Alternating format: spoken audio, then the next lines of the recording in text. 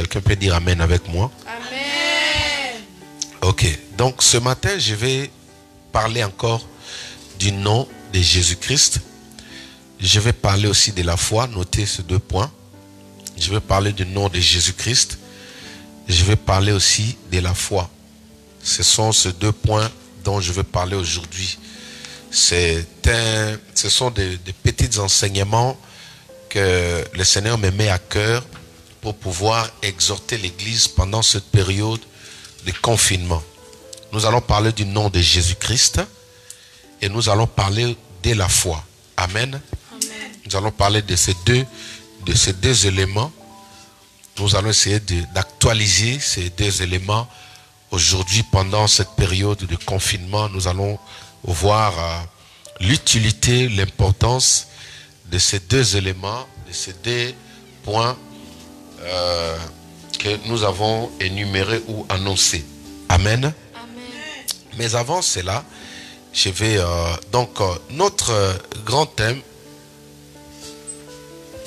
pour ceux qui écrivent, c'est le thème que nous avons eu le dimanche dernier.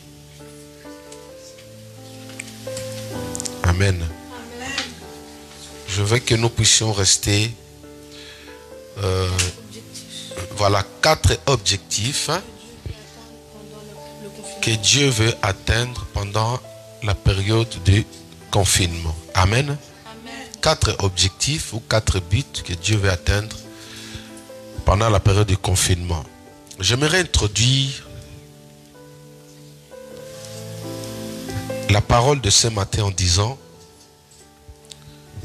l'ennemi a des objectifs chaque fois quand il planifie, quand il met des plans, quand il met des projets en place pour pouvoir déstabiliser ou attaquer tout un peuple, pour attaquer l'homme créé à l'image de Dieu. Il a des buts, il a des objectifs qu'il veut atteindre derrière ces choses-là. Laissez Yaya tranquille, va t'asseoir là-bas, s'il te plaît. Écarte-toi, va t'asseoir là-bas. Tu prends ta Bible, d'accord? Voilà. L'ennemi a des objectifs derrière cette période, derrière ce qui se dit aujourd'hui, derrière la peur qu'il a créée dans la vie ou dans le monde. Quels sont les objectifs de l'ennemi? Quand vous allez dans le livre de Jean chapitre 10, verset 10, vous allez voir le but ou les objectifs que le diable a pour l'homme ou pour l'humanité. La Bible dit que le diable vient, ou le voleur vient, pour détruire, égorger, voler, ruiner. Il vient pour faire du mal. C'est-à-dire, quand l'ennemi met son plan en action, quand l'ennemi promulgue ses lois, c'est pour atteindre ses objectifs. Et Dieu aussi, Dieu ne reste pas les bras croisés. Alléluia. Amen. Dieu ne reste pas les bras croisés quand l'ennemi est en train de planifier des projets contre les enfants de Dieu. Dieu aussi vient à son tour dans le même chemin qu'il a entrepris pour pouvoir atteindre aussi ses buts, ses objectifs. Quels sont les objectifs ou les buts de Dieu? C'est dans Jean chapitre 3, verset 16. Celle qui est connue de tous. La Bible dit: car Dieu a tant aimé le monde qu'il a donné, quiconque croit ait la vie. Est-ce qu'on peut acclamer le Seigneur? Donc nous avons ici le 2 types des objectifs principaux que l'homme est en train de rencontrer étant encore vivant. Il y a le but de l'ennemi qui veut s'accomplir dans sa vie, et Dieu aussi veut atteindre des buts. Nous allons aujourd'hui revenir rapidement sur quelques éléments que nous avons vus le dimanche dernier, quelques buts avec Dieu qui vont nous conduire pour parler de 2 points que nous avons annoncés ce matin. Est-ce que quelqu'un m'entend? Amen. Ok. Je ne vois pas vos amens sur Internet. Bénédicte, je ne vois pas ton amen. Ok. Voilà. Donc, Dieu a plusieurs objectifs dans la vie de ses enfants. Et l'ennemi aussi a des buts ou les objectifs à atteindre. Mais je voudrais déclarer sur toi que tous les objectifs de l'ennemi sur ta vie ont échoué au nom de Jésus-Christ de Nazareth. Amen. Je n'ai pas entendu ton amen, maman Véro. Amen. Je voudrais répondre en disant ceci. Tous les objectifs que le monde des ténèbres a planifiés contre toi en cette période de confinement ont échoué lamentablement au nom de Jésus-Christ de Nazareth. Alléluia. Amen. S'il y a quelqu'un qui s'attendait à ta mort, tu ne mourras pas au nom de Jésus-Christ. Et je viens déclarer sur ta vie que tu vivras longtemps au nom de Jésus-Christ de Nazareth. S'il y a des gens qui ont pensé s'associer à Tata Coronavirus ou à Tata Tonton Coronavirus pour t'atteindre, mais je viens annoncer le chèque dans le camp de tes ennemis. Je viens déclarer le chèque, la saison de la honte. Je viens annoncer la saison de l'humiliation dans le camp de tes adversaires au nom de Jésus-Christ de Nazareth. S'il y a des gens qui ont pensé te chercher dans les accidents, ils ne t'ont pas eu. Ils ont pensé te chercher dans l'empoisonnement, ils ne t'ont pas eu. Ils ont créé de diverses manières pour pouvoir porter atteinte sur ta vie. Ils ne t'ont pas eu et ils sont partis chercher recours à la Tata Corona pour dire que Tata, c'est toi qui va nous donner la réponse. C'est toi qui vas souquer ça, comme on dit en anglais. C'est toi qui viendras terminer, exterminer. Mais ce matin, je viens annoncer le chèque de la mort sur ta vie au nom de Jésus-Christ de Nazareth. Parce que celui qui est en toi vit et toi tu es condamné à vivre. Alléluia. Amen. Tu ne mourras pas et aucun membre de ta famille va mourir pendant cette période au nom de Jésus-Christ. J'aimerais maintenant, pour introduire mon message, définir un peu les confinements. Les confinements, c'est quoi? Pourquoi parle-t-on de confinement pendant cette période? J'ai dit à ma femme et à mes enfants de ne pas regarder BFM TV pendant cette période. Chez moi, à la maison, on ne regarde pas BFM TV. Parce qu'on veut vivre. Alléluia. Amen. Je vais revenir sur ça. Le confinement veut dire ceci. Écrivez rapidement, par définition. Pardon? Non, je commence. La définition du confinement. Le confinement. Ce mot qui fait aujourd'hui la rage. Ce verbe qui se rajoute encore dans la grammaire, dans la conjugaison qu'on a toujours parlé, utilisé. Aujourd'hui, nous avons le confinement. Parlons un peu du confinement, c'est quoi? Action de confiner. De se confiner dans un lieu, le fait d'être confiné. Ça, c'est première définition. Deuxième définition, je prends. Deuxième définition. Ensemble de précautions prises pour empêcher la dissémination. La dissémination. Ensemble de précautions. Ensemble, cela il est bien. Le confinement veut dire ensemble des conditions, non, des précautions prises pour empêcher la dissémination. Empêcher la contamination. La dissémination, c'est la contamination. Pour empêcher l'affectation. L'affectation. Ou les... Voilà. L'affectation a une bonne connotation, j'espère, Sandra. Vous qui maîtrisez mieux, l'affectation affectée a une bonne connotation. C'est infecté qui a une mauvaise connotation, n'est-ce pas? Corrigez-moi mes enfants. Où est Gaël? Voilà.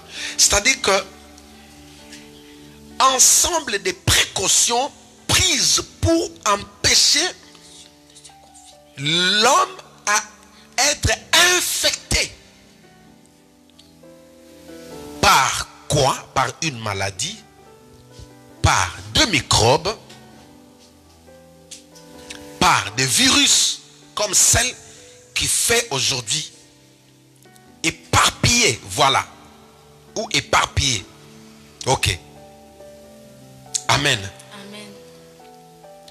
Voici ce que veut dire les confinements. Prendre des mesures de sécurité, oui, pour empêcher la dispersion, pour empêcher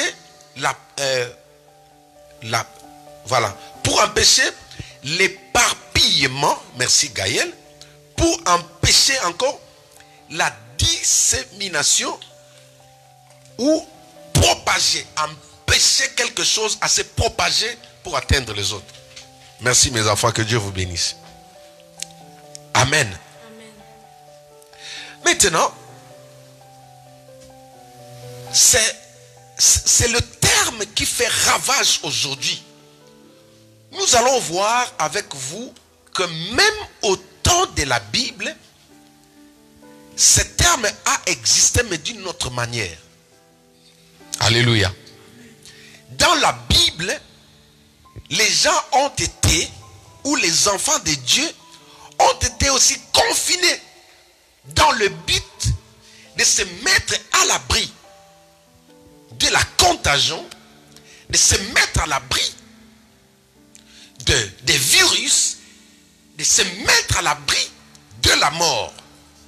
Alléluia. Amen. Je vous donne un exemple. J'ai pris quelques exemples un peu basiques. Vous allez voir dans la Bible, dans le livre de Exode chapitre 1er, Exode chapitre 1er, à partir du verset 22. À partir du verset 22. Prenons à partir du verset 21 jusqu'au verset 22. La Bible dit: parce que le sage femme avait eu la crainte de Dieu, Dieu fit prospérer leur maison. Alors Pharaon donna cet ordre à tout son peuple: vous jetterez dans le fleuve tout garçon qui naîtra et vous laisserez vivre toutes les filles. J'explique. Dans ce passage, vous avez ici une situation qui s'est passée en Égypte à l'époque, juste après la mort de Joseph. Le pharaon qui était au pouvoir à l'époque de Joseph, celui qui avait fait de Joseph le premier ministre ou le gérant, était son ami, c'est celui qui avait accueilli les enfants de Dieu ou la famille de Joseph en Égypte pour s'exiler là-bas. La preuve en est que Joseph était un exilé. Le pharaon lui avait donné comment on appelle ça, le droit d'asile. On lui avait changé même les noms. En Égypte, il s'appelait Tchafnat Pan-Each, qui veut dire un gérant, tout simplement. Alléluia. C'était le nom de Joseph en Égypte. Ce pharaon était devenu l'ami de Joseph. Maintenant, après la mort de ce pharaon-là, Joseph aussi était mort. C'est-à-dire que la famille des enfants de Dieu, les 12, ont commencé à se multiplier en Égypte, jusqu'à arriver au temps où Moïse va naître. La Bible dit que survint un autre successeur, c'est-à-dire un autre pharaon à la tête du pays, mais un pharaon qui ne connaissait pas Joseph. Un pharaon qui n'avait pas la reconnaissance vis-à-vis des bonnes œuvres que Joseph avait faites, avait portées auprès de son pays. Il y a des gens comme ça. Il est ingrat. Le jour où il est élu président ou roi, il va massacrer même les gens, les pionniers. Des gens qui ont lutté pour que le pays puisse être stable.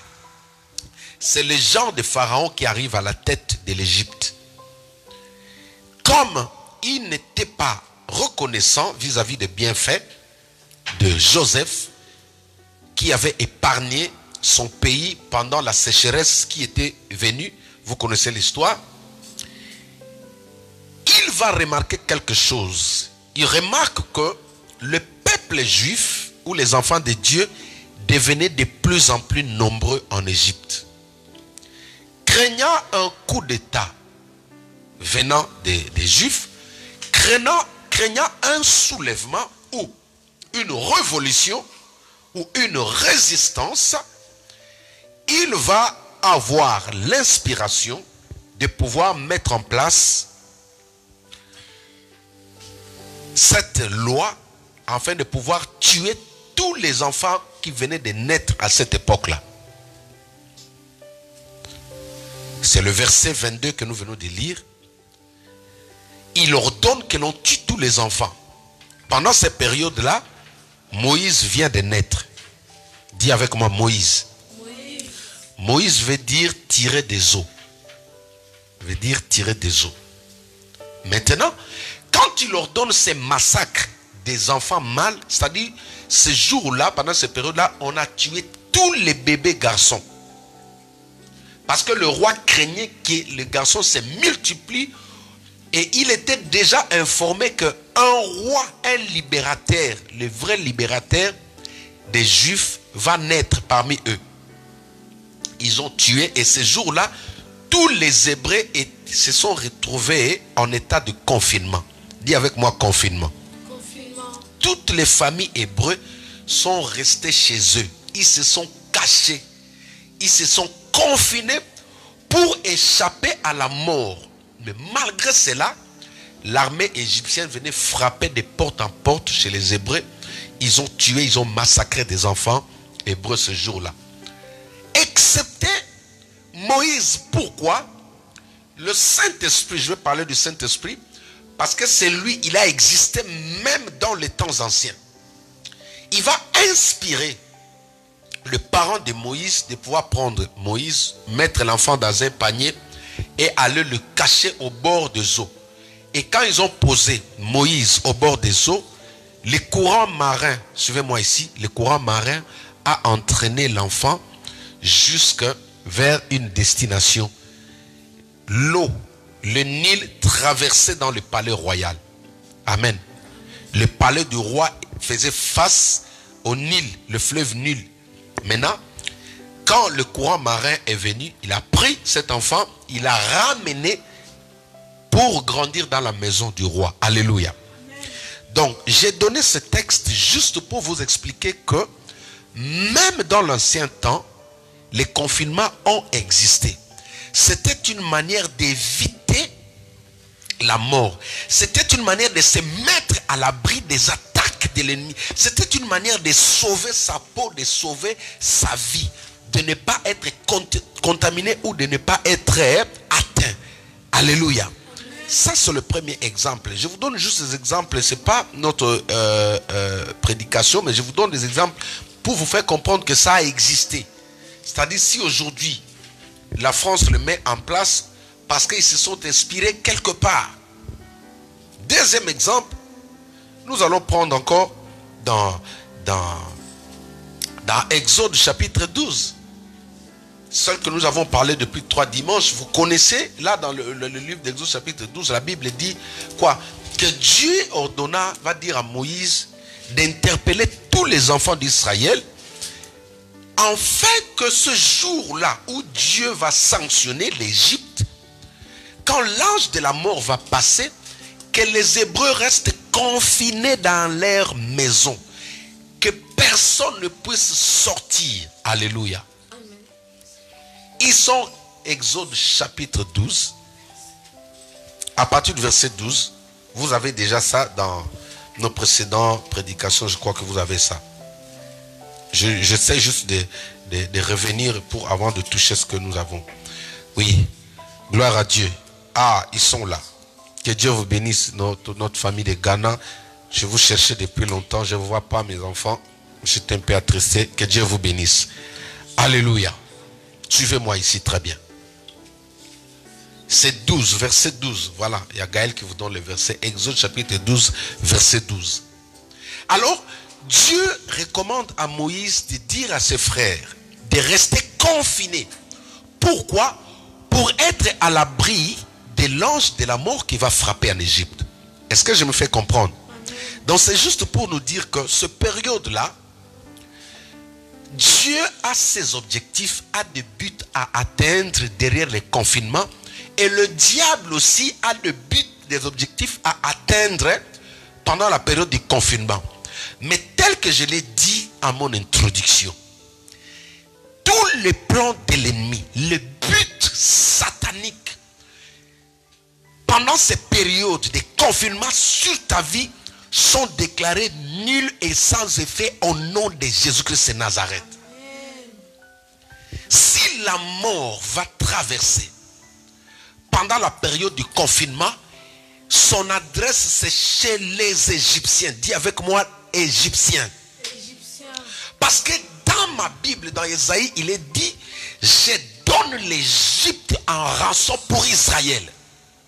Donc, pendant que le peuple de Dieu sont en confinement, pendant qu'on te dit de rester à la maison, c'est pour laisser la mort là, aller s'en charger aux personnes qu'il est en train de chercher. Mais laisse-moi te dire que toi tu ne mourras pas. Toi tu ne mourras pas. Le vent qui souffle, la maladie qui souffle là, elle n'est pas venue pour toi. Elle n'est pas venue pour toi. Ton nom ne se situe pas dans la liste des personnes qui vont mourir de cette épidémie au nom de Jésus-Christ. Et si par exemple quelqu'un avait pris ton nom, il a mentionné, quelqu'un avait pris ton nom, il a rajouté dans la liste des gens qui vont quitter la terre, moi je déclare sur toi que non, tu ne mourras pas. Non, tu ne mourras pas. Non, tu ne mourras pas. Tu rencontreras le merveille de ton Dieu, de ton Seigneur. Laisse-moi t'apprendre une chose. Vous savez pourquoi je suis dans la joie? Il y a une femme qui m'appelait, qui ne prie pas avec nous. Je ne la connais pas. Elle m'appelait. Dans la semaine, j'ai eu pas mal de témoignages. Quand elle m'appelait, j'étais au travail. Je ne pouvais pas décrocher. Après, j'ai rappelé. Bonjour, bonjour, c'est le pasteur. Quand elle a appris que c'était le pasteur, elle a commencé à parler la langue. Elle a commencé à crier. Jésus, Jésus, Jésus, Jésus. Je me suis dit sûrement ça, il y a un problème là. J'ai laissé, elle a prié, elle a prié. Elle disait merci, merci, merci Seigneur.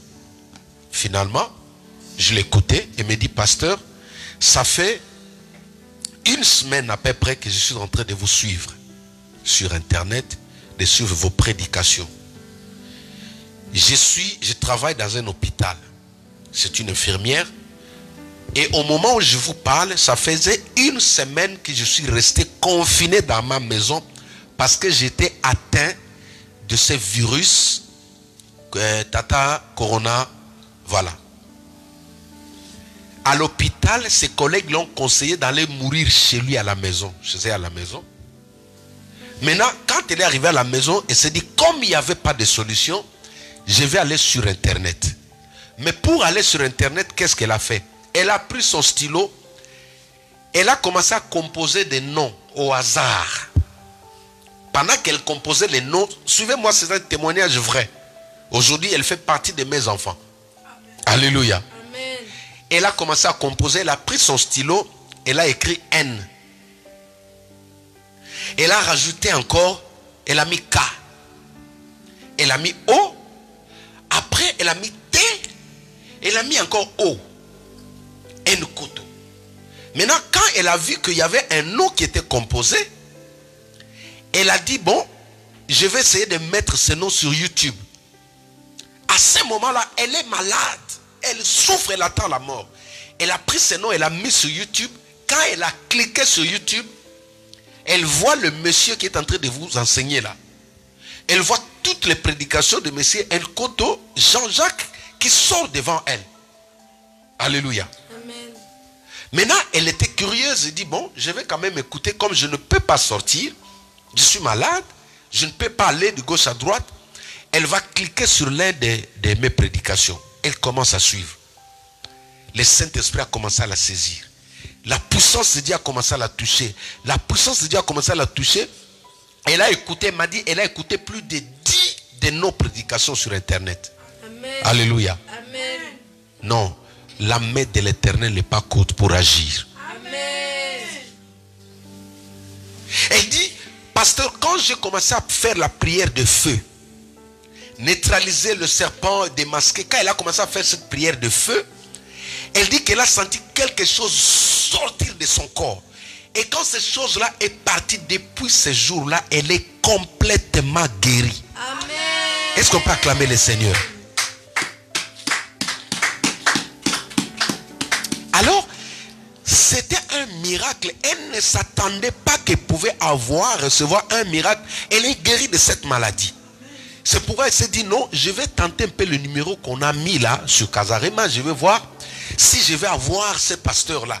Ne fût-ce qu'écouter sa voix, qu'elle dise, qu'il prononce un mot sur moi. C'est alors qu'elle m'a appelé. Donc, quand je l'ai appelé, c'est ce qui l'a poussé à pleurer, à crier. Chers amis, nous avons un Dieu vivant. Amen. Jésus-Christ de Nazareth est bel et bien vivant. Amen. Laisse-moi te dire qu'en cette période de confinement, quelque chose va se passer dans ta vie. Les objectifs qui seront atteints dans ta vie, ce sont le but que Dieu attendait, voulait faire avec toi. Mais tout ce que le diable voulait faire dans ta vie ont échoué au nom de Jésus-Christ de Nazareth. Amen. Cette femme est guérie. C'est pourquoi aujourd'hui, j'ai dit que je vais vous parler de deux choses. De deux points pour vous faire comprendre que pendant cette période de confinement, on a besoin de garder ces deux choses. On a besoin de protéger ces deux choses. Parce que ce sont elles qui font peur au monde des ténèbres. Ma soeur, pendant que le monde dit qu'il n'y a pas de solution, laisse-moi te dire que les enfants de Dieu détiennent des solutions. Amen. Tu ne sais pas pourquoi ils empêchent les gens à prier. Tu ne sais pas pourquoi ils interdisent que les gens prient. Pour la toute simple raison, ils savent que l'église là, ils ont une promesse qui dit: sur toi je bâtirai mon église et les portes de séjour des morts ne prévaudront point contre elle. Or l'église, ce sont des personnes. L'église, ce sont des individus premièrement. L'église veut dire c'est lui qui est sorti du monde, c'est lui qui a été sauvé. Amen. Donc nous sommes d'abord église individu et ensuite nous devenons église assemblée. Alléluia. Donc vous êtes église. La Bible dit que ne savez-vous pas que vous êtes le temple du Saint-Esprit? Vous êtes un temple, la maison de Dieu, c'est d'abord vous. Et le Christ a pris l'autorité, il vous a donné. C'est pourquoi ces gens-là ont compris que non, si on laisse toujours ces gens-là se mettre ensemble, notre plan va échouer. Mais malgré cela, nous décrétons, nous déclarons l'échec total dans le camp de l'ennemi au nom de Jésus-Christ de Nazareth. Amen. Alléluia. Amen. Donc il y a des gens qui sont guéris. Pas par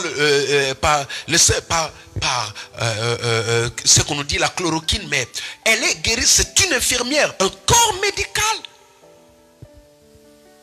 Il y a des gens qui sont guéris. On en parle moins sur la télé. Il y a des gens qui sont guéris. On en parle moins sur la télé. C'est pourquoi j'ai dit à mes enfants, ne regardez pas BFM TV. Sinon vous allez mourir avant que le coronavirus passe même devant votre immeuble. Il y a des gens qui meurent comme ça. Le coronavirus n'est pas encore arrivé. Il est encore au rond-point là-bas. Mais le fait seulement d'écouter ceux qui tremblent. Quelqu'un qui n'a pas l'esprit de Dieu ne peut pas te donner de l'espoir. La Bible dit la foi vient de ce qu'on entend. Alléluia. Je vais parler de ça tout à l'heure. Pour que vous puissiez comprendre. Donc, nous allons rapidement prendre nos deux points pour faire court. Nous allons prendre nos deux points. Rapidement, le premier point, nous sommes toujours en train, le grand thème c'est le confinement. Hein? 4 buts, voilà, ok. Donc nous continuons avec ça, parce que nous sommes à la maison, mais il faut que le monde des ténèbres sache que même chez eux à la maison, ils sont capables d'attirer la gloire de Dieu. Même chez eux à la maison, ils peuvent produire des miracles. Même chez eux à la maison, ils peuvent vaincre, ils peuvent relever de grands défis. C'est l'église assemblée qui n'existe pas, mais l'église corps du Christ est toujours en fonction. Elle est toujours en exercice. Quelqu'un peut dire amen avec moi. Amen. Nous sommes unis, nous sommes identifiés en Christ. Même ceux qui sont au Ghana, ceux qui sont en Amérique, ceux qui sont à Kinshasa, nous existons. L'église de Jésus-Christ est bel et bien vivant. Amen. Les portes de séjour des morts ne prévaudront point contre toi. Au nom de Jésus-Christ. Nous allons prendre d'abord notre premier point, c'est quoi? Sur les 2 points, le premier point c'est quoi? Le nom de Jésus-Christ. Alléluia. Acclamons, acclamons pour le nom de Jésus-Christ. Gloire à Dieu. Prenez avec moi, nous allons prendre d'abord Philippiens chapitre 2, verset 9. Philippiens chapitre 2, verset 9. Papa Isama, écrivez avec maman, avec tous les enfants, écrivez, que Dieu vous bénisse. Écrivez d'abord Philippiens chapitre 2, verset 9. Nous voulons parler d'abord du nom de Jésus-Christ. C'est important. Je vais parler de ces 2 points ce matin. Le nom de Jésus-Christ et je vais parler de la foi. C'est ça que le Saint-Esprit m'a mis à cœur de pouvoir partager avec vous. C'est important. Ça, le France BFM TV ne peut pas vous parler de ça. Voilà. Ok Gaël, c'est très bien. Alors, je fais la lecture. Est-ce que Winnie est là? Je ne vois pas là. Je fais la lecture, suivez-moi. La Bible dit ceci. C'est pourquoi aussi Dieu l'a souverainement élevé et lui a donné le nom qui est au-dessus de tout nom. Afin qu'au nom de Jésus, tout genou fléchisse dans le ciel, dans les cieux, voilà, dans les cieux, sur la terre, sous la terre, et que toute langue confesse que Jésus-Christ est Seigneur, à la gloire de Dieu le Père. Acclamons la parole de notre Dieu. Alléluia. Amen. Chers amis, Dieu a pris tout ce qu'il avait à main, tout le pouvoir qu'il a exercé depuis le commencement, toute l'autorité qu'il avait, il les a confinés, voilà. Il les a téléchargés, il les a déposés dans la personne ou dans un récipient appelé Jésus-Christ. Suivez-moi. Dieu a pris tous les pouvoirs qu'il avait, toute l'autorité de créer, de guérir, de venir en aide aux gens. Il a pris, il a déposé, il a téléchargé dans un récipient appelé Jésus-Christ. Alléluia. Il donne à Jésus le pouvoir de contrôler la terre que nous voyons là, de contrôler l'espace aérien, il parle des cieux, et de contrôler même les séjours des morts. Je n'ai pas entendu ton amen. Amen. Dieu a donné à Jésus-Christ le pouvoir de contrôler les séjours des morts. Jacques, tu peux me donner ça, s'il te plaît. Alléluia. Amen. Il y a des personnes qui pensent que quand la mort retient quelqu'un, ou quand le diable juge quelqu'un pour le ramener dans le séjour des morts, c'est fini. Dans les langages physiques ou scientifiques, on dit toujours ça. On dit que la mort, c'est la finalité. Je n'en disconviens pas. Mais dans les langages de la Bible, je connais quelqu'un qu'on a remis les clés du séjour de mort. Aujourd'hui, les clés du séjour de mort n'est pas entre les mains d'un sorcier ou entre les mains du diable. C'est pourquoi l'unique personne qui est habilitée de sortir quelqu'un entre les griffes de la mort s'appelle Jésus-Christ de Nazareth. Amen. Alléluia. Laissez-moi m'adresser à une personne qui est malade à ce moment. À ce moment que tu me suis, tu es jugé. Ils ont dit que tu es atteint. C'est-à-dire que tu es candidat, tu es victime. La mort est en train de guetter tout autour de ta vie. Mais je viens t'apprendre qu'il y a quelqu'un qui était venu sur terre. Il y a quelqu'un qui a quitté le ciel.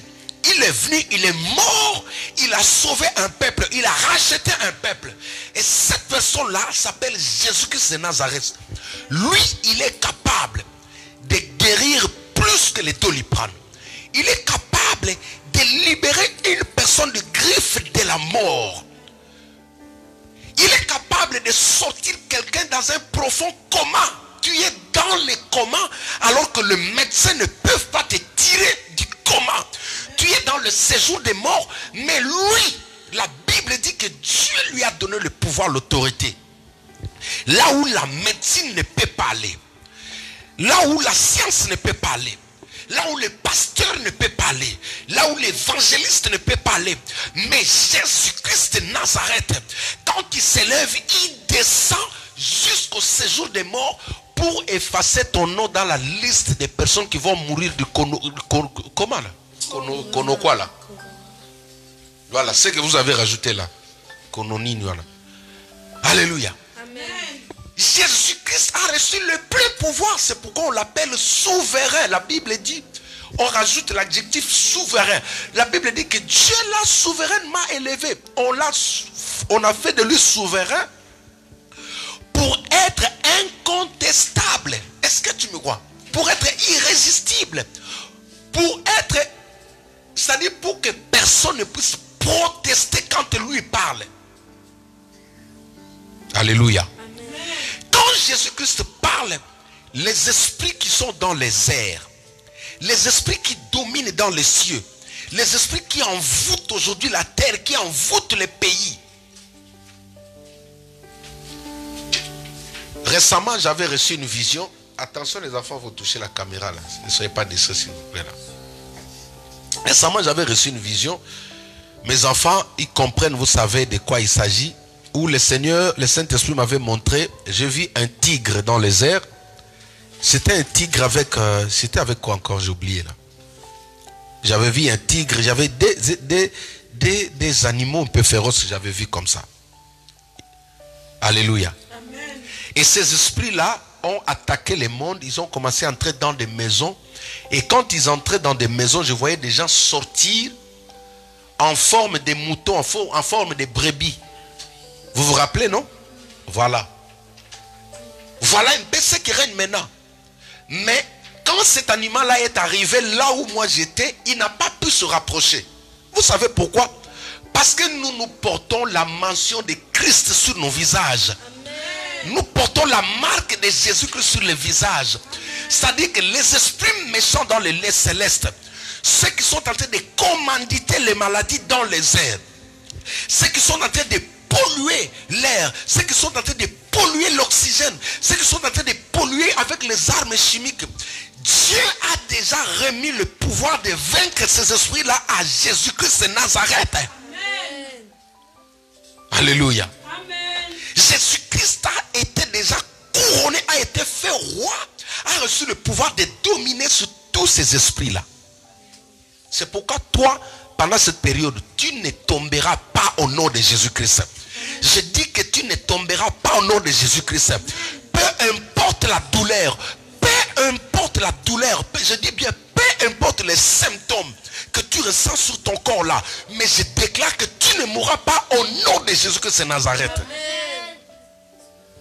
Amen. Alléluia. Amen. Et Dieu lui remet encore le pouvoir sur terre. Sur terre, il y a encore des commanditaires. Sur terre, il y a des personnes qui sont derrière des maladies. Sur terre, il y a des chefs, il y a des rois, il y a des princes sur terre. Attention, attention, attention, attention. Attention avec la caméra, il y a des gens qui nous suivent là. Mettez l'enfant, recadrez un peu les images là, s'il vous plaît. Amen. Comprenez, nous sommes à la maison là, j'essaie de veiller sur tout. Voilà. Ok. Donc, elle va écrire la prédication. Donnez-lui un cahier, elle va écrire un support. Elle va écrire la prédication. Prends le stylo, comme ça tu écris. Amen, Jade. Amen. Voilà, tu peux écrire maintenant, c'est bon. Ok. Je parlais de la terre. Sur la terre, nous avons des chefs spirituels, nous avons des gourous, nous avons des occultistes, des gens qui sont en train de mettre des plans en place pour pouvoir attaquer les enfants de Dieu, attaquer le foyer, diviser des personnes. Ils sont là. Mais malgré leur coalition, malgré leur nombre ne nous fait pas peur. Vous savez pourquoi? Parce que nous avons en nous celui qui a reçu le pouvoir de le vaincre. Et il les a vaincus sur la croix il y a de cela 2000 ans. La personne s'appelle Jésus-Christ de Nazareth. Amen. Donc, toute personne qui est derrière ces choses, toute personne qui planifie cette année, qui veut en profiter, disant que non, on voulait attaquer Merveille, on voulait attaquer Véro, on voulait attaquer Mimi, on voulait attaquer Prisca. Pendant cette période, comme on l'a pas eu, on va en profiter derrière Corona. On va dire que c'était Corona, alors que ce sont eux qui se cachaient derrière. Je déclare ce plan sur toi nul et sans effet au nom de Jésus-Christ de Nazareth. Et d'ailleurs, que tout celui qui s'attend à ta mort sera remplacé à ta place au nom de Jésus-Christ de Nazareth. Amen. Tu ne mourras pas, Lily. Personne ne sera détruit dans ton foyer. Mais tout celui qui planifie, qui se complote contre toi sur la terre, je parle des autorités établies sur la terre, Jésus-Christ les a vaincus. Parce que Jésus-Christ les a vaincus, c'est eux qui vont partir à ta place au nom de Jésus-Christ. Amen. Ah oui? Oui. Alléluia. Amen. Et troisièmement, il donne le pouvoir à Christ de gérer le séjour des morts. Ces trois dimensions, ce sont les trois dimensions qui règnent, qui dirigent le monde, qui contrôlent. Les sorciers, ils sont dans les airs, ils sont sur la terre, ils sont aussi sous la terre. Ce sont les trois dimensions que le diable est en train d'exercer, de contrôler le monde. Il contrôle depuis le ciel. Vous comprenez avec l'histoire de Daniel, dans Daniel chapitre 9, la Bible dit que sa bénédiction a été bloquée quelque part. Alléluia. Amen. Maintenant, sous la terre, regardez ce qui s'est passé pour vous montrer un peu que Jésus-Christ est puissant. Alléluia. Est-ce qu'on peut acclamer encore pour Jésus-Christ? Oh là là. Oh là. Regardez, attendez, je n'ai pas dit d'acclamer mon père. Moi, mon père, il était déjà décédé là. Donc, il n'y a rien même dans sa tombe là. J'ai dit d'acclamer. Césaltina, acclamer Jésus-Christ. Merci. Alléluia. Je voudrais un peu vous parler de cet homme qui est plus que l'antidote qu'on est en train de chercher actuellement, le médicament qu'on est en train de chercher, mais vous l'avez déjà en vous là. Amen. Prenez avec moi, nous allons voir de quoi comment cet homme a reçu le pouvoir de gérer même les séjours des morts. C'est pourquoi vous voyez, même les morts ressuscitent au nom de Jésus-Christ. Écoutez, osez un jour, tu croises une personne morte comme ça, n'aie pas peur. Dis au nom de Jésus-Christ, reviens à la vie. Il va se réveiller. Amen. Amen. Osez, n'ayez pas peur. Quand tu faites asseoir les enfants là, s'il vous plaît. Ne passez pas devant la caméra. Laissez, il y a des personnes qui nous suivent là. Écrivez tous. Là, je montre comment Jésus est capable de contrôler même les pouvoirs qui sont sous la terre. Matthieu chapitre 27. Matthieu chapitre 27, verset 64. Toujours au premier point. Hein? Oui, nous sommes toujours au premier point. Nous sommes toujours au premier point.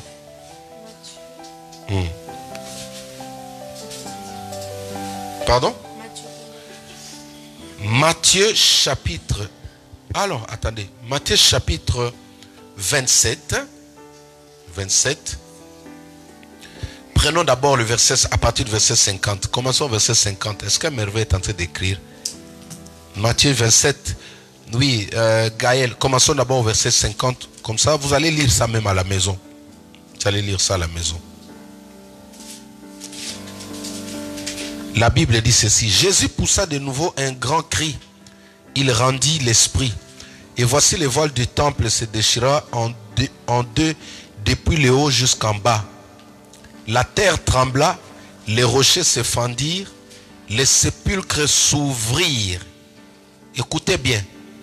Les sépulcres s'ouvrirent et plusieurs corps des saints qui étaient morts ressuscitèrent étant sortis des sépulcres après, là je descends jusqu'au verset 53, étant sortis des sépulcres après la résurrection de Jésus, ils entrèrent dans la ville sainte et apparurent à un grand nombre de personnes. Est-ce qu'on peut acclamer le Seigneur?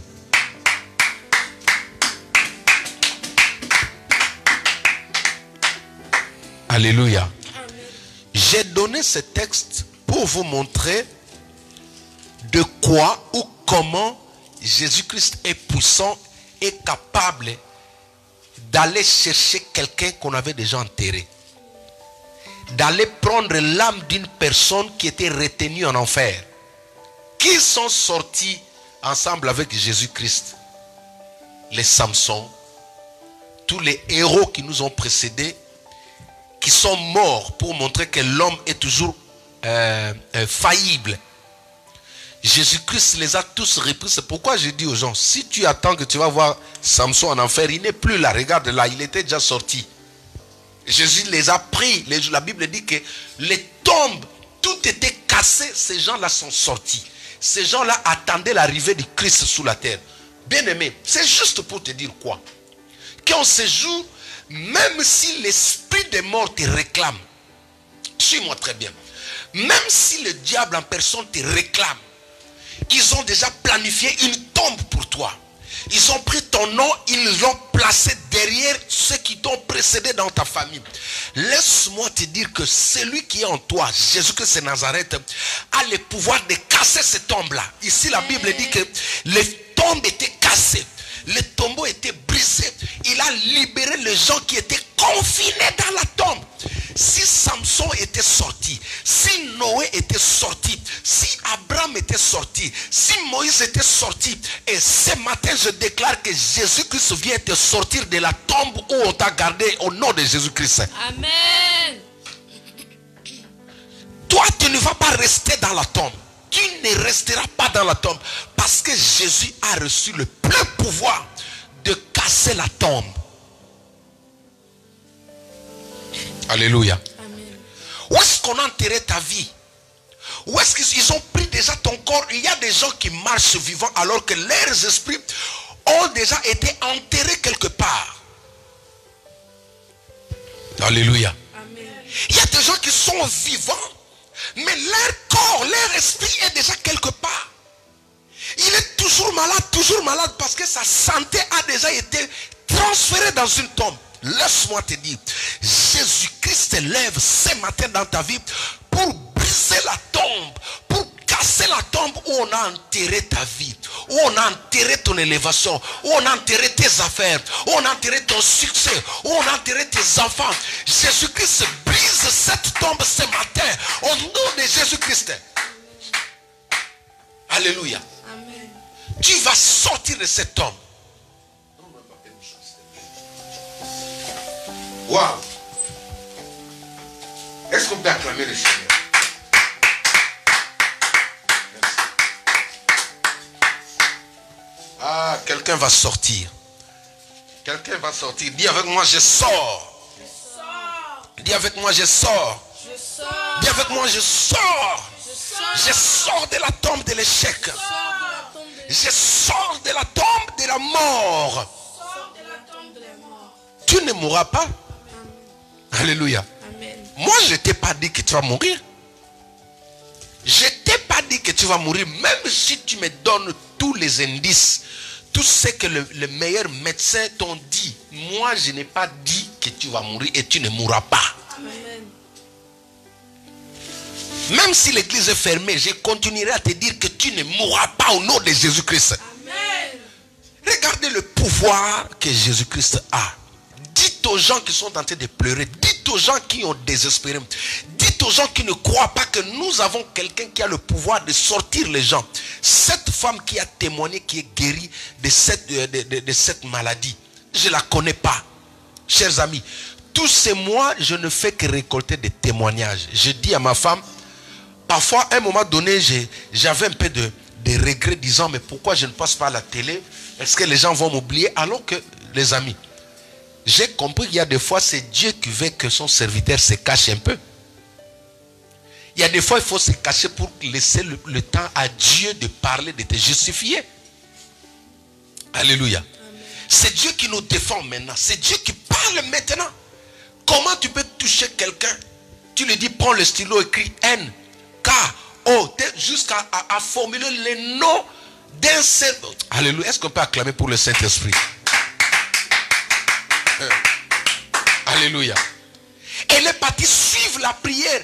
Bien aimé, ce n'était pas sur le téléphone. La prière que tu négliges sur internet là, cette femme là est guérie. Attendez que la situation passe, elle viendra faire un témoignage à l'église. Amen. Alléluia. Amen. Jésus-Christ va sortir toutes les personnes que l'enfer, que le diable et que les sorciers ont confinées dans des tombes. Vous sortez maintenant que je suis en train de parler. Vous sortez de ces tombes, des tombes familiales. Vous sortez des tombes du quartier. Vous sortez des tombes de la République au nom de Jésus-Christ. Dis en fait, moi je sors. Je sors. Je sors. Je sors au nom de Jésus-Christ. Tu ne resteras pas dans la tombe, jamais. Tu ne resteras pas dans la tombe, jamais.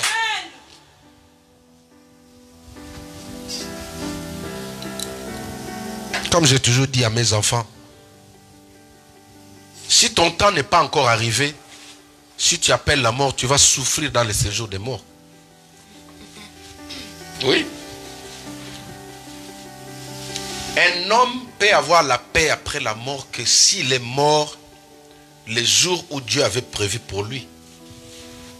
Mais si tu pars avant le temps, parce que, soi-disant, tu n'en pouvais plus, parce que les gens te mettent mal à l'aise, parce qu'on ne me calcule pas, et tu dis non, moi je préfère mourir pour aller me reposer. Non.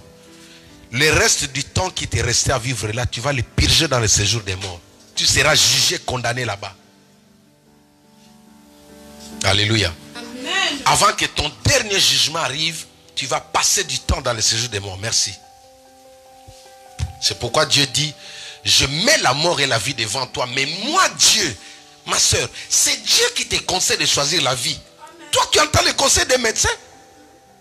Oh, maman de moi, oh. C'est Dieu, c'est pas mon... Ah, oh, Ngayo. Alléluia. Amen. Je vais parler en anglais. C'est Dieu qui te dit choisis la vie. Dieu fait le choix pour toi. Quand Dieu choisit toujours le bon côté. Amen. Si toi tu es content parce que c'est le médecin qui t'a dit tu vas mourir, tu acceptes, tu perds l'équilibre, tu dis oui, tu crois au médecin plus qu'à Dieu. Et tu penses que si tu meurs, parce que, bon, maintenant aussi la situation a changé. Si tu tombes là, la famille ne sera pas là. On prend que 2 gars. Hier j'ai vu un prêtre, il prie, même le prêtre priait à distance. Il prie à distance pour dire à la personne, va-t'en toi ou avec ton tata Konora là, va-t'en. Attention. Dieu dit choisis la vie. Dis à ton voisin choisis la vie. Choisis la vie. Dis à ton voisin choisis la vie. Choisis la vie. Non, dis à ta femme choisis la vie. Choisis la vie. Dis à tes enfants choisis la vie. Choisis la vie. Au nom de Jésus-Christ de Nazareth, tu vas vivre. Amen. Oh, nous voulons une race des Échias, des Ézéchios, des Ézéchiasses, des Échis. Des personnes qui sont capables de dire au médecin non. Toi, tu as dit que non, moi je vais passer, je vais mourir parce que j'ai la fièvre, j'ai la grippe. Il tourne sur le mur, il regarde Dieu et dit, papa, qu'est-ce que tu as dit? Papa, je suis ton fils. Tu m'as dit de choisir la vie, moi j'ai choisi la vie. Et soudainement, Dieu change la décision. Il y a des médecins aujourd'hui qui sollicitent. Moi, j'ai un frère qui est médecin. J'ai un frère médecin qualifié, trop intelligent. Je parlais avec lui avant le culte là. Il me dit, papa, tout ce qui nous reste, nous comptons sur Dieu. Amen. Alléluia. Amen. Même les médecins opèrent. Ils comptent sur qui? Comptez sur Jésus. Choisis la vie. Jésus-Christ est le chemin, la vie éternelle. Est-ce qu'on peut acclamer pour Jésus-Christ?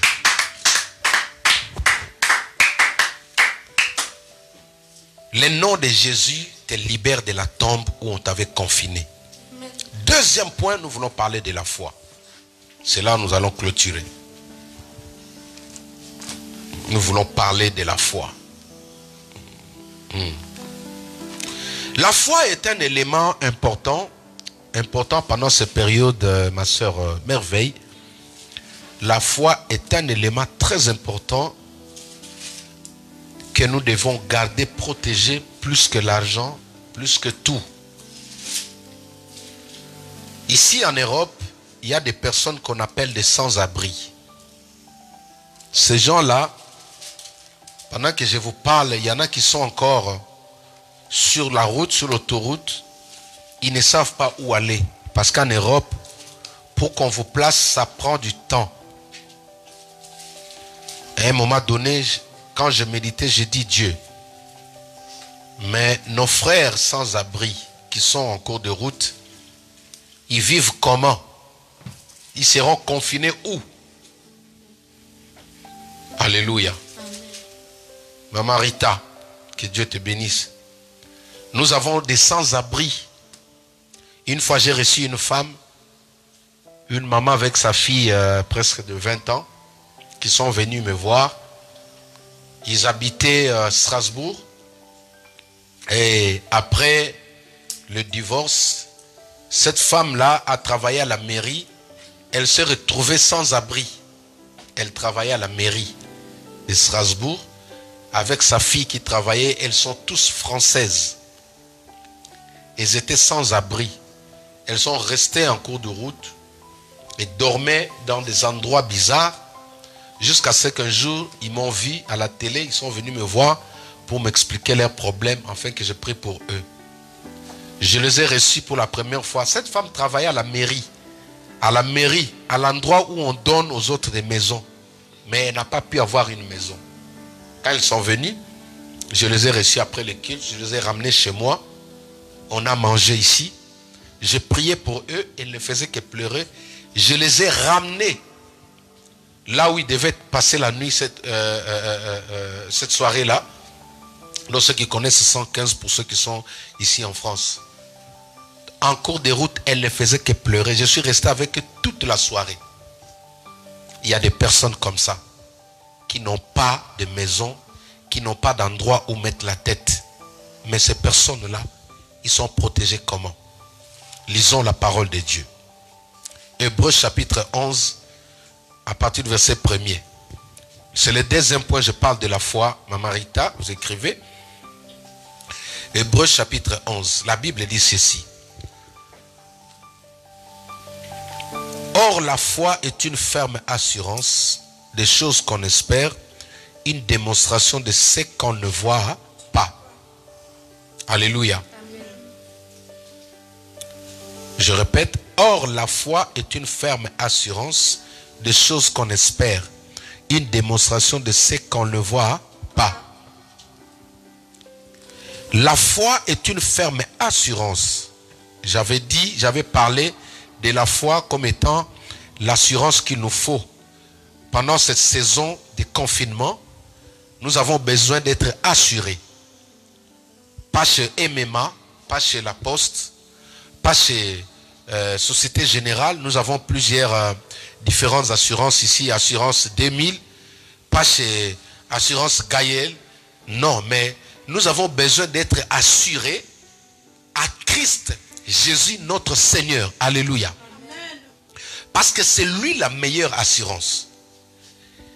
Quand je parle de Jésus, c'est Jésus qui crée, qui génère la foi en nous. Alléluia. Donc, je dois croire en ce que je ne vois pas pendant ces périodes. C'est ça la foi. Croire à quelque chose que tu ne vois pas avec les yeux physiques. Suivez-moi très bien. C'est ça la foi. La foi, c'est, je n'ai pas d'argent, mais je me dis j'ai l'argent en fait. C'est une folie.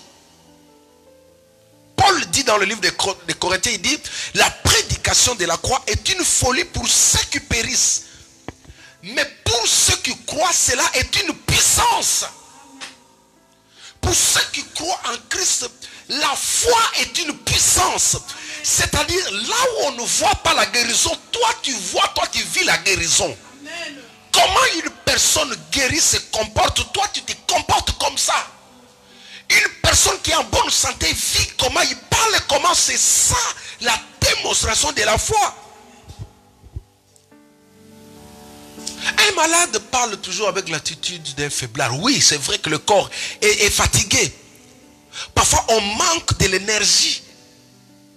On manque assez d'énergie pour pouvoir parler. Mais quand on a la foi, quelqu'un qui a la foi, bien qu'étant faible physiquement, mais il parle comme quelqu'un qui a déjà été restauré. Pourquoi j'ai interdit à ma maison de regarder BFM TV? Je suis conscient de ce qui se passe. Je suis conscient du danger qui guette. Mais nos frères sur BFM TV sont en train de faire un travail, je ne sais pas, d'acharnement. Suivez BFM TV, au bout de 2 secondes, vous allez sentir au-dedans de vous que cette maladie va vous tuer. Pourquoi? Parce que la foi vient de ce qu'on entend. La foi vient de ce qu'on entend. Comment peux-tu guérir de cette maladie si à chaque moment tu as des oreilles que chez les gens qui sont en train de mourir, les gens qui sont en train de mourir? Pourquoi tu ne cherches pas sur le net qui sont guéris de coronavirus? L'une de mes filles au Canada, la sœur Esther que vous avez vu partager son témoignage sur WhatsApp depuis Canada, elle est très claire comme ça. C'est l'une de mes filles, des personnes que j'ai suivies qui ont témoigné, qui ont vu la main de Dieu. Celle qui a dit qu'il avait couvert son mari. Assis-toi là-bas, s'il te plaît. Il ne faut pas déranger. Cette sœur qui a mis l'image, son témoignage, comment il a été guéri. C'est l'une de nos enfants, de nos sœurs qui prient avec nous ici, depuis le Canada. Des personnes qui ont eu du travail, qui ont eu des papiers à travers nous, à travers ton église là que tu négliges. C'est elle qui a fait cette vidéo pour dire comment elle a été guérie en mettant de Vicks dans l'eau chaude et en mettant la couverture, tout ça. Je crois que beaucoup de gens ont vu ça. Ma soeur, la foi vient de ce qu'on entend. Mais toi, tu ne fais qu'écouter les échecs. Tu ne fais qu'écouter le nombre de morts, le nombre de guéris. Tu ne connais pas. Où sont les statistiques Maman Nanga. Où sont les statistiques?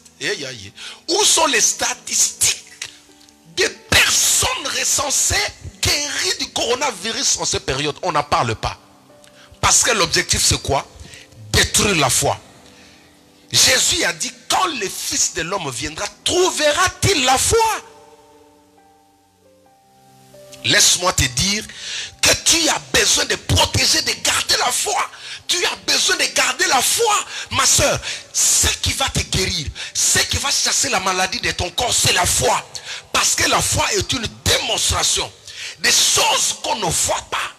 Tu démontres la guérison, c'est alors que la guérison devient réelle dans ta vie. Tous ceux qui sont guéris ont un point commun, c'est la foi. Est-ce que Coco est en ligne là? Tous ceux qui sont guéris de cette maladie, ce sont des gens qui ont cru. Parce que les médecins eux-mêmes, ils ont peur. Mais quand le monde a peur, quand le monde est sans espoir, où tourner les yeux? La foi qui est au-dedans de toi. Au verset 6e, la Bible dit, or sans la foi, il est impossible de lui être agréable. Car il faut que celui qui s'approche de Dieu croit premièrement que Dieu existe et qu'il est le rémunérateur de ceux qui le cherchent. Alléluia. Si tu ne crois pas, si tu n'as pas la foi en la parole de Dieu, si tu n'as pas de foi en la guérison, si tu n'as pas de foi en la guérison, Dieu ne peut pas te guérir. Tous ceux qui croient qu'ils vont mourir, ils vont mourir. Que cela ne t'arrive pas au nom de Jésus-Christ. Tous ceux qui la mort vont partir. Mais si tu crois à la vie va venir dans ta maison. Si tu crois à la guérison va venir dans ta maison. C'est la foi qui appelle la guérison. C'est la foi qui appelle Jésus-Christ à venir se manifester comme étant la guérison dans ta vie. Amen. Aujourd'hui sur le net, il y a des personnes qui sont en train de travailler pour détruire la foi. Il y a des personnes qui ont eu la mission d'ôter la foi. Déjà, ils pensaient le fait de fermer les églises, que beaucoup de gens vont arrêter de suivre Dieu, vont arrêter de croire. Mais dommage, les vrais enfants de Dieu sont là debout devant moi. Alléluia. Je suis fier de toi qui me suis maintenant. Je suis fier de toi qui m'écoutes maintenant. Ça prouve vraiment que tu es un vrai enfant de Dieu. Même dans le tourment. À l'époque de Daniel, c'était comme ça. Ils les ont interdit de prier. Daniel a dit non, même chez moi à la maison, je vais prier. Amen. Alléluia. Amen. Dis à ton voisin, continue à croire. Est-ce que merveille, tu peux dire à quelqu'un, ces altinats, tu peux dire à quelqu'un, continue à croire.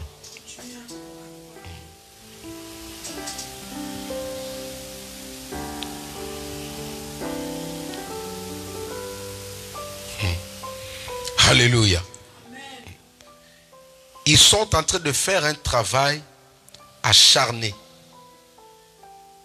Ils sont en train de faire un travail acharné pour déséquilibrer les enfants de Dieu.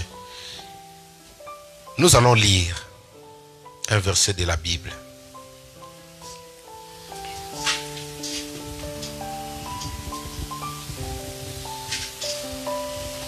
Alléluia. Je suis en train de parler de la foi.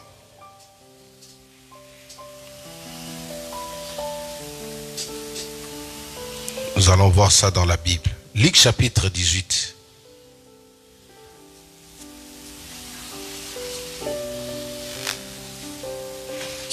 Luc chapitre 18. Je vais trouver ça rapidement. Les corps pastoraux, trouvez-moi le verset. Luc chapitre 18. J'ai ça devant moi ici, mais ils n'ont pas marqué le verset. C'est Luc chapitre 18, verset 8, je crois.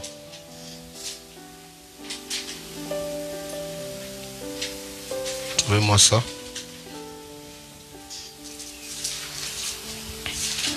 Trouvez-moi ça. C'est là où nous allons clôturer, nous allons prier. Luc chapitre 18. Chers amis, n'écoute pas des personnes qui viennent pour t'affaiblir. Luc chapitre 18, verset 8. Mais quand le Fils de l'homme viendra, trouvera-t-il la foi sur la terre? Alléluia. Beaucoup de gens ont perdu la foi. Beaucoup de gens ont perdu l'espoir. Beaucoup de gens ne croient plus. Sublime, amen. Préparez-vous, nous allons reprendre, nous allons chanter pour pouvoir prier. Beaucoup de gens ne croient plus que le nom de Jésus peut le guérir. Mais si tu ne crois pas, même ce que tu prends là, tu as besoin de croire que c'est Jésus-Christ qui va passer au travers de ce que tu prends là. Amen.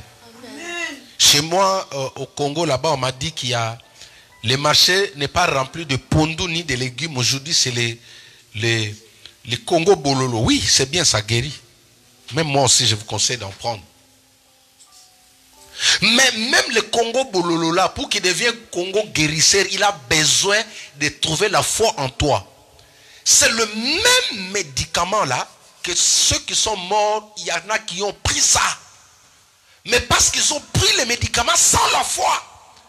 Ils ont pris les médicaments sans la foi en Jésus-Christ. Tu peux beau prendre des bons médicaments. Si tu ne crois pas à la guérison, tu ne seras pas guéri. Chers amis, je vous ai parlé de ces deux points. J'ai parlé du nom de Jésus-Christ qui vous guérit de toutes sortes d'attaques dans le lieu céleste, sur la terre, sous la terre. Je vous ai parlé du nom de Jésus qui casse aujourd'hui tous les tombes de la sorcellerie où on t'avait confiné je vous ai parlé du nom de Jésus. Et j'ai dit qu'en ce moment-là, la tombe où on avait mis ton nom, on avait mis tes habits, on avait mis ton argent, maintenant que les anges descendent, commencent à casser cette tombe au nom de Jésus-Christ de Nazareth. Et je viens de nous parler de la foi dans Hébreux chapitre 11. Jésus, il pose la question dans Luc 18, verset 8, il dit, quand le Fils de l'homme viendra, trouvera-t-il la foi? Vous savez pourquoi? Parce que la foi est la porte d'entrée de Jésus-Christ, la porte d'entrée du miracle dans ta vie. Maintenant, si la guérison vient chez toi et qu'il ne trouve pas cette porte appelée la foi, il ne peut pas s'installer. Si tu ne crois pas, la guérison ne peut pas venir. Il y a de cela deux ans, je prêchais sur la foi en disant que la foi est une piste d'atterrissage des choses surnaturelles sur la terre, des choses célestes sur la terre. Quand Dieu libère une bénédiction depuis le ciel venant vers toi, elle atterrit dans l'aéroport appelé la foi. Alléluia. Tout ce que Dieu libère, tout ce que Jésus libère dans ta vie, n'atterrira pas à Charles de Gaulle, n'atterrira pas à Roissy, n'atterrira pas à Maya, mais elles atterrissent, les choses célestes, les choses de Dieu, atterrissent dans l'aéroport appelé la foi. C'est-à-dire que tu as besoin d'aménager la foi dans ta vie. Tu n'as pas besoin d'aménager Roissy, Charles de Gaulle, parce que si Dieu veut te donner les enfants, ils ne vont pas descendre à Charles de Gaulle. Mais quand les enfants viennent, ils doivent arriver, ils voient maintenant, la piste a été très bien aménagée, ils descendent maintenant sur la foi, c'est alors que tu vas avoir un bébé. Si tu n'as pas la foi, quand le Fils de l'homme viendra, quand Jésus-Christ viendra, quand l'argent viendra, en fait, Jésus veut dire que tout ce que vous me demandez, je les envoie. Quand vous m'appelez, je viens. Mais seulement, pour que vous puissiez me vivre, je dois trouver un protocole devant moi. Je dois trouver une porte, un accès. Et cet accès s'appelle la foi. C'est pourquoi en cette période, dites à ceux qui sont malades, dites à ceux qui sont fatigués, que vous avez besoin de croire. Si tu ne crois pas, même si on va te mettre dans l'avion, on va t'envoyer à Milouge là-bas, il n'y aura rien. Tu as juste besoin, pour que Dieu entre dans ta vie, Césaltina, pour que Dieu te guérisse, pour que Dieu te transforme, il a besoin de passer par la foi. Tu dois croire que tu vivras. Tu dois croire que tu vas te relever. Tu dois croire que cette douleur-là au niveau de la jambe va partir. Tu dois croire que tu guériras de cette maladie. Et tu dois croire que tu sortiras du coma. Tu dois croire que tu vas sortir de l'hôpital. Parce qu'il y a aujourd'hui le coma artificiel. C'est-à-dire qu'on propose à la personne, pour mieux passer vaguer au traitement, on lui propose de le mettre à un coma artificiel. Mais même en passant par là, tu dois croire que tu vas revenir à la vie. Alléluia. La foi est une ferme assurance. Quelqu'un qui a assuré sa voiture n'a pas peur de tomber en panne en cours de route. Il va juste appeler un remorqueur, la solution viendra. Je prie qu'en ce moment, que la foi demeure, que la foi trouve la place en toi, que la foi puisse demeurer dans ta maison, Maman Caro, que dans ta maison là-bas, qu'il y ait ces deux points, que la personne de Jésus soit réellement vivante dans votre maison, et que la foi, c'est-à-dire que tu crois à la personne qui est dans ta maison, il faut croire à celui que tu pries. Amen. Tu dois croire à celui que tu pries. Quand tu appelles Jésus, accepte maintenant, fais-lui confiance que Jésus est réel, il va te guérir. Amen. Alléluia. Amen. Je suis arrivé à la fin, je vais éviter les chantres.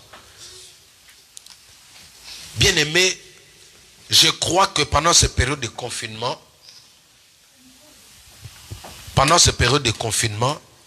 Dieu est en train d'atteindre des objectifs dans la vie de plusieurs personnes. Amen. Amen. Beaucoup de gens seront transformés. Noéla, reprenez place, on va chanter. Je reconnais que tu peux tout et que rien n'est impossible à toi, Jésus. Alléluia. Waouh. Alléluia. Rema Santaramba Shataribo Santarababa. Je reconnais que tu peux tout.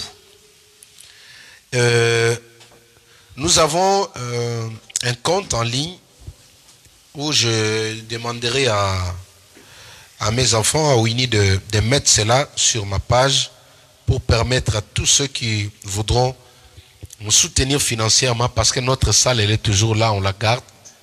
Quand les choses seront en place, nous allons retrouver notre salle pour continuer le travail de Dieu. Amen.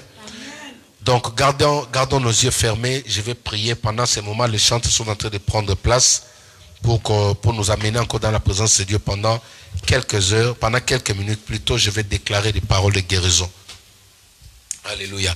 Commence à élever le Seigneur. Commence à bénir Jésus. Andarama sheterebo sataramama. Yokuraba saterebo sheterebo. Rima brosataramama. Alléluia Jésus, Alléluia Jésus, Alléluia Jésus-Christ, Alléluia Jésus-Christ, Alléluia Jésus-Christ, Alléluia Jésus-Christ, Alléluia Jésus-Christ, Alléluia Jésus-Christ, Alléluia. Est-ce que vous pouvez prier? Est-ce que quelqu'un peut prier là où vous êtes à la maison? Je voudrais entendre, moi je vous entends par la foi, je sais que vous priez. Alléluia. Alléluia. Élève la voix, commence à remercier d'abord le Seigneur pour cette parole qui vient encore remettre la foi en place, cette parole qui vient de te booster, cette parole qui vient de te réveiller. Alléluia. Alléluia Jésus. Alléluia Jésus. Alléluia. Reprenez place, nous allons prendre cette chanson. Je reconnais que tu peux tout. Alléluia. Nous croyons que Jésus peut tout. Nous croyons que Jésus peut tout. Alléluia. Jésus, Jésus, Jésus. Élève la voix, élève la voix. Est-ce que tu peux prier, s'il te plaît? Alléluia. Alléluia. Alléluia. Alléluia. Alléluia. Alléluia. Alléluia. Jésus. Jésus. Alléluia. Remercie le Seigneur, ma soeur. Remercie le Seigneur. Dis-lui merci. Il te fallait cette parole. Cette parole était importante, utile pour toi. Cette parole était importante pour toi, pour ta vie. Alléluia. Alléluia. Alléluia. Alléluia, Jésus.